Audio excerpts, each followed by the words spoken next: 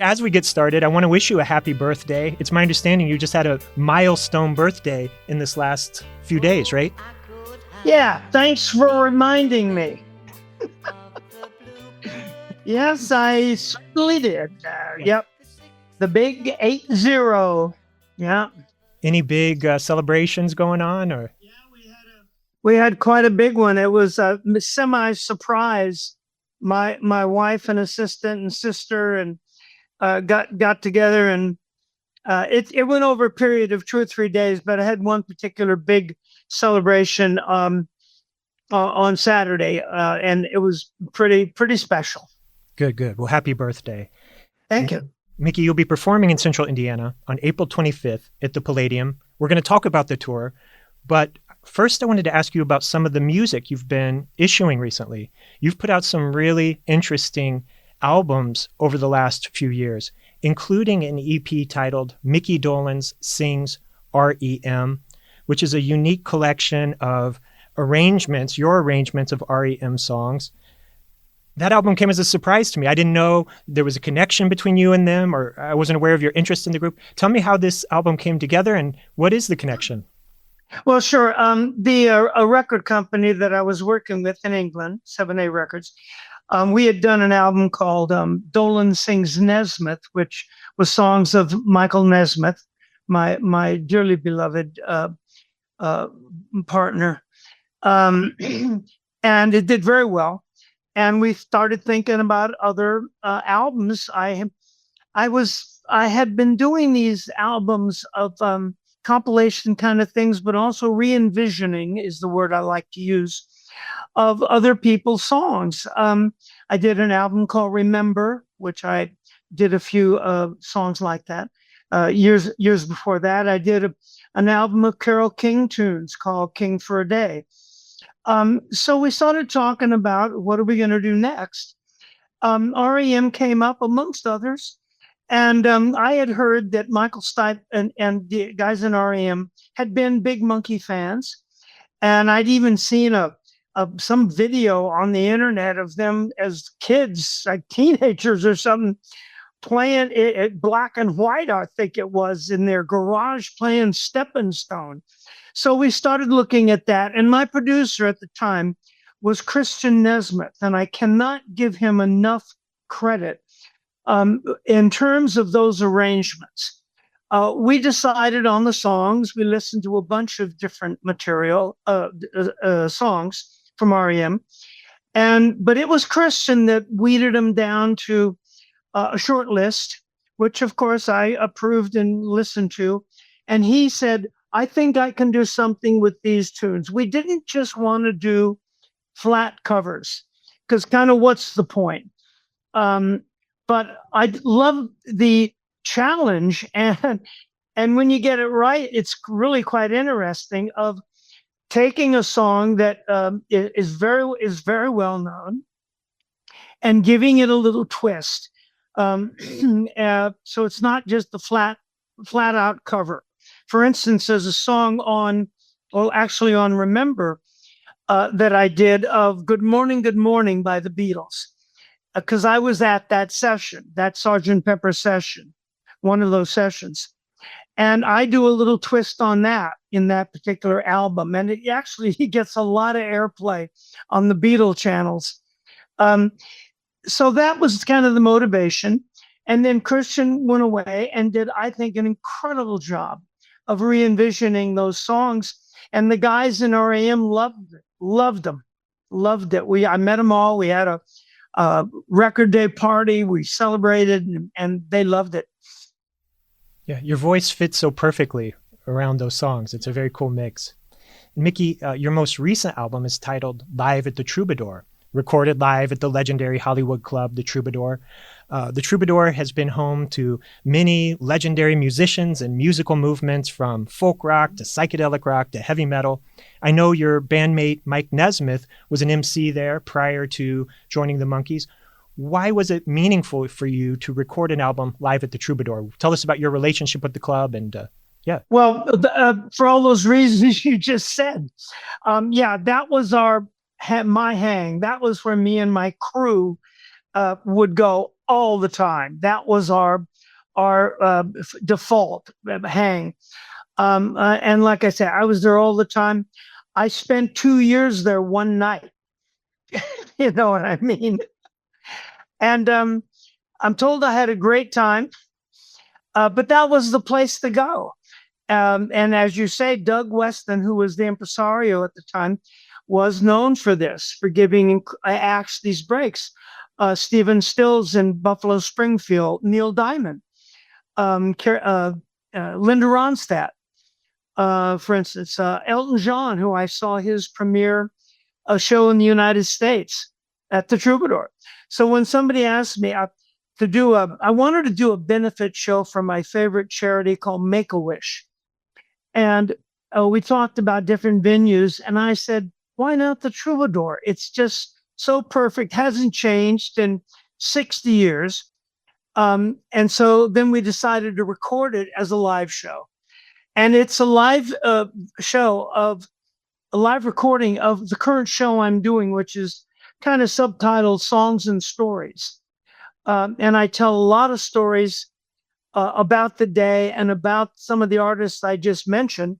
And then I sing a song that is relevant to that story. Mm-hmm. Yeah, it's a great album. And I guess a preview of what you'll be doing here in Central Indiana. And you'll be here with... That's what you'll be hearing, yeah. Mm-hmm. You'll be here with the Songs and Stories tour on April 25th. You mentioned a minute ago being present at the Beatles' Sgt. Pepper sessions. The history of the Monkees is deeply intertwined with the history of the Beatles. I'm guessing you get into some of those stories on this tour. From what I understand, there was a mutual admiration between the two groups. In fact, Paul McCartney just uploaded a video a few weeks ago singing the theme from the Monkees with his band. What did you make of that? Well, he's done it before, and he became quite a good friend. I don't see him all the time, but when we do bump into each other, he's always very gracious. He's the first Beatle I met the night before that recording session of Good Morning, as a matter of fact. And yeah, you got to understand, the Monkees was not a group or a band in any traditional sense. It was a television show about a band. And this band on the television show was imaginary. We lived in this beach house in Malibu, which was a set, and we had all these adventures. And it was a show about this band wanting to be the Beatles. That's what the show was about. And it was, sketches and a comedy. It was a sitcom and music and parties and shtick. It was John Lennon that actually said the Monkees are like the Marx Brothers. And that's much more accurate. That's much more what it was like.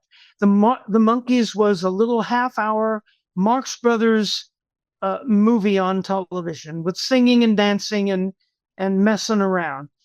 And actually in the UK, that sort of an idea, that sort of a show had, I think, even more history than in the United States, because I've always felt the UK got the Monkees and what it was, even more than the States, much more.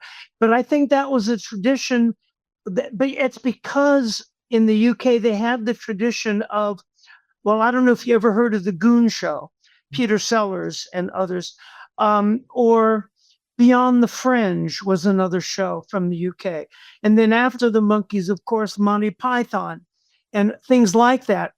But that's what the Monkees was. It was a television show about a group. Then, of course, we were cast as musicians, singers, like the show Glee. You know, the show Glee was a TV show about a glee club in an imaginary high school. But they could all do it. They could all sing and dance and act. And they went on the road, if I'm not mistaken, and did some concerts, the cast of that show. So if you think of the Monkees as that, the cast of like a musical on television, like a Broadway musical on TV.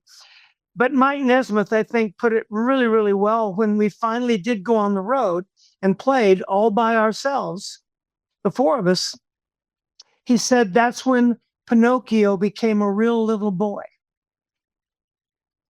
Thought that was a great way to put it. Mm-hmm. Micky, one of my favorite Monkee songs is one you wrote, Randy Scouse Git, which is about that meeting between the Monkees and the Beatles. What inspired you to turn that into a song? It seems like there's a lot of emotion in that song.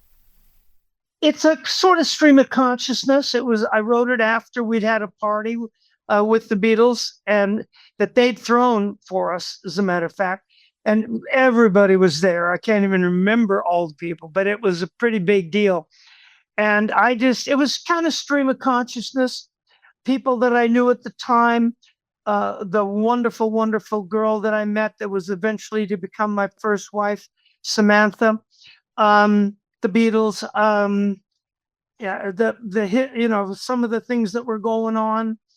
And I called it Randy Scouse Git because I'd heard that somebody called somebody else that on television.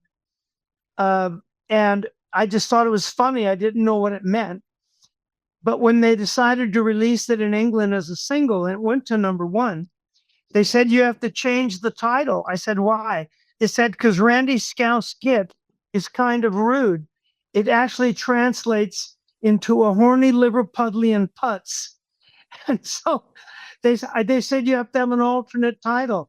So in England, the song is alternate title. Mm-hmm. Micky, I don't know if this is one of the stories you get into on your Songs and Stories tour, but I think it's really important, and I wanted to ask you about this. I think you have a place in the history of electronic music as one of the first rock musicians to purchase a Moog synthesizer and use a Moog synthesizer on a rock and roll record, which you used on the Monkee song Daily Nightly. I'm curious about your interest. Yeah, tell me about your interest in electronic music and what inspired you to buy a Moog. Well, I've always been interested in all kinds of things, especially in innovations and especially sciencey stuff. I had the first laser that I know of on the West Coast, for instance, making holograms in 1970 or 71 or something. And I was at the Monterey Pop Festival, and they had a booth, and there was a Moog synthesizer, and nobody that I know had used it on the West Coast. There'd been some recordings on the East Coast, some classical stuff. But yeah, I just said, I gotta have one of these. And I got one, and I put it in my studio. I used it on some recordings, a Daily Nightly, and one other, I think, might have been Star Collector or something.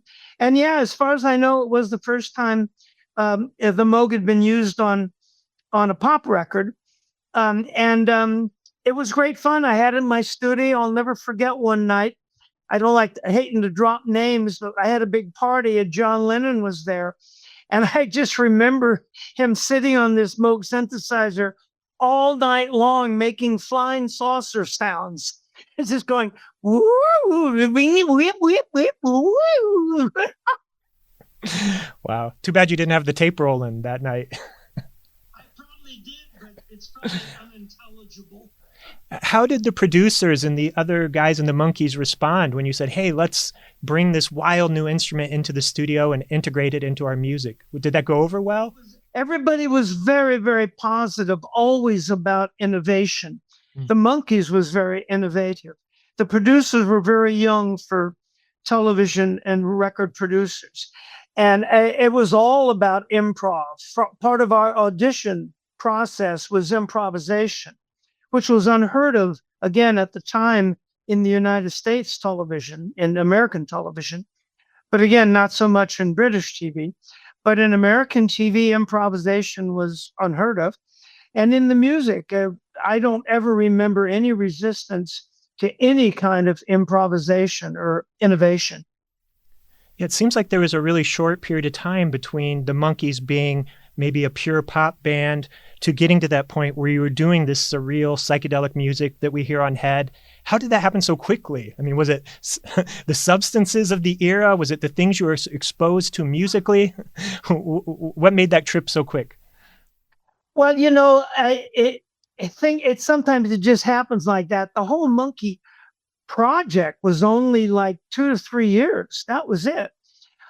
There was a TV show. It ran for 2 seasons, but the 26 episodes a season. So now the equivalent would be 5 or 6 seasons on television, but recording all the time, album after album after album. And like I say, it was all young people involved, including the producers and writers and us. And so it was like, come on, let's go. Let's do something new. Let's do this. Let's do that. Hey, we want to make a movie. Hey, there's this guy named Jack Nicholson, who's this funny guy that's coming or hanging around with us. Well, he's going to write it and we're going to film it. And it was frenetic, but then again, that was not untypical of anybody at the time. Things just moved along. You got to make hay while the sun shines. And so at the time, it didn't feel like anything was being forced or rushed along or anything like that. No.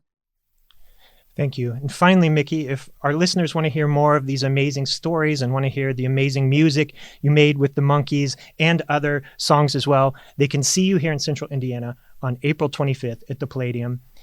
Anything you want to say about the show or any final thoughts you want to leave our listeners here in Indiana? Well, if you're a fan of the Monkee music, you will not be disappointed. I always do all the Monkee hits in their entirety. And then now, over the years, I've peppered it with sometimes album cuts, or like I mentioned, sometimes songs by other artists. But I have discovered that as long as I tell the story of why I'm doing this song by another artist, it makes much more sense. And you'll hear stories of me. Like, for instance, I tell the story of how it came to be that Jimi Hendrix opened for the Monkees. He was the original opening act, as strange as that may seem. I tell a story about Stephen Stills, who auditioned for the Monkees, and a song by him. Elton John, and some others. So, like I say, if you're a big Monkee fan, or you won't be disappointed, or if you're a fan of the 60s and that music, again, you won't be disappointed. Well, I am a huge Monkees fan, so I thank you for taking a few minutes to talk today, Micky. I really appreciate it, and look forward to seeing you here in Indiana. Thank you so much. Come and say hi. I will. Take care.